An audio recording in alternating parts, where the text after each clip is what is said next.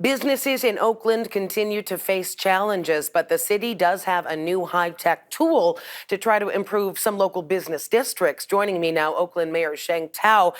Thanks for joining us. First, let's talk about the Hegenberger Corridor. I know you held a news conference recently to talk about a decrease in crime there, but the perception certainly remains that it's a dangerous place to be. How do you address that?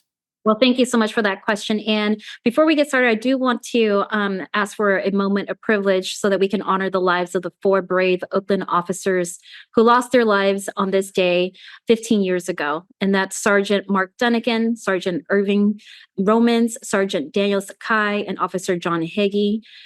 All 4 were murdered in the line of duty 15 years ago. And so we just want to send our love out to their family and loved ones. Yes, thank you for that. Good vibes being sent. Yes, absolutely. And in regards to the Hegenberger Public Safety press conference that we held earlier this week, absolutely.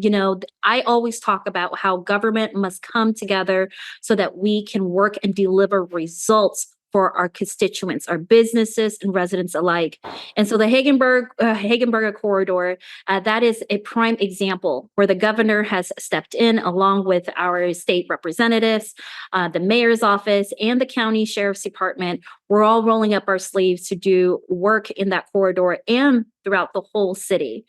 So this is what I call good governance. This is how government is supposed to work. I know that there's still a feeling of, it's not safe in that area. Of course, there's still so much more work to be done, but we know that our strategy is yielding results as we're seeing an overall trending down of crimes.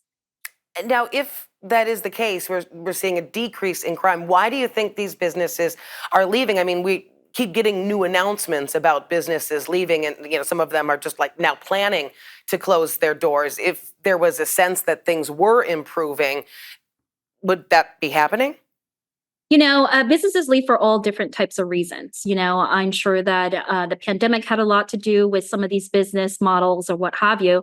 But at the end of the day, we know that we are just, in this last year, we actually just in the summer, onboarded 50 new bars and restaurants right here in the downtown corridor. And that's just in the downtown corridor. And so with that being said, we do hear a lot about the businesses that are closing, and that does, we do pay attention to that, but we are also hyper vigilant about how many businesses are opening and thriving in Oakland. And it's an ecosystem. It's going to take all of us, we are working closely with our community ambassadors, our, small and pop shops, our economic workforce development department is working hard to ensure that our businesses, that there is a feeling of safety for our whole city, but supporting our businesses is going to be key. All right. And back to Hegenberger and that corridor specifically, we heard that day from one of I guess he was the dispatch manager for the neighborhood ambassadors there, who said that the area was a hot mess and he didn't really see things improving. When you hear things like that, and then also that it's an example of good governance, it's kind of hard to flesh that out. And then I'm not going to speak for others, but I know that when the ambassador group was there, they're the ambassador for the area. The tone that I actually heard is that, yes, for far too long, I agree with them, far too long, government hasn't worked for that corridor. Government had not paid attention to that corridor. And that is why I have made, this is a corridor where we're receiving millions of people coming through the Oakland airport. And so it is my priority corridor. And then, at that press conference, there were businesses that have also stated that this is the first time a mayor has really paid attention to this corridor. And so although the past is the past, I know that here taking on the seat and taking on the mayoralship, that this corridor is a priority task for us, and our actions actually show that. All right, on a more positive note, you just introduced, hot off the presses, new effort to improve the experience for people coming to Oakland's business districts, interactive kiosks. What is the goal there? Yes, the Ike Smart City Initiative is an innovative partnership that will bring about 50 state-of-the-art digital wayfinding kiosks to our streets. We used an equitable lens so that these kiosks are just not in one local area, but it'll be across the city, essentially in commercial districts. They are going to be beacons of progress, meaning that in these kiosks, you'll be able to reach 911 or any sort of other resources in regards to our civic government. People private businesses can actually, pay to rent some advertisement space. But more so than that, you're going to know exactly where to eat, where to dine, where to drink, the different places that you can go for entertainment, depending if you have children or no children. And so it's worth a while to actually, if you see one of these kiosks, play with it a little bit, because there's a lot of information there. And again, this will transition and modernize the city of Oakland. Yeah, what do you think that this is going to bring to these individual neighborhoods?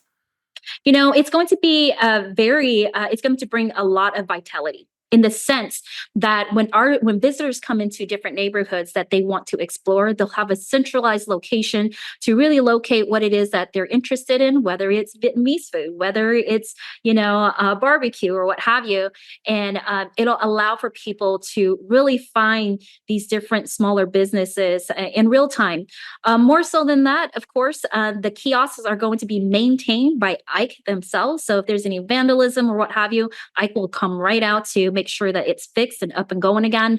Of course, this is a partnership with the city, so the city will be receiving between $1.3 to $1.6 million a year.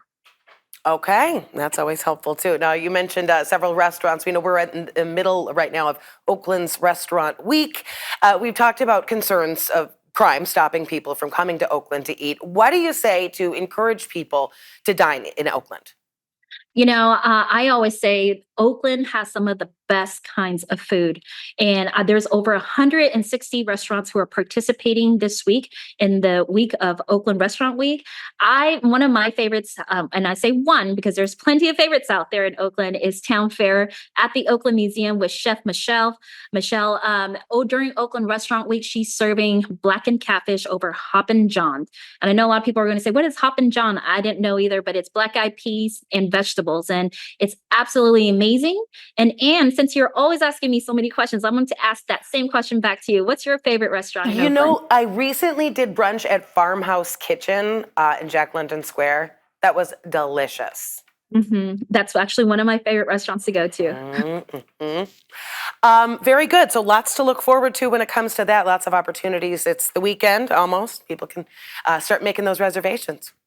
That's absolutely right. Thank you. Oakland Mayor Sheng Thao, thanks so much for joining us today.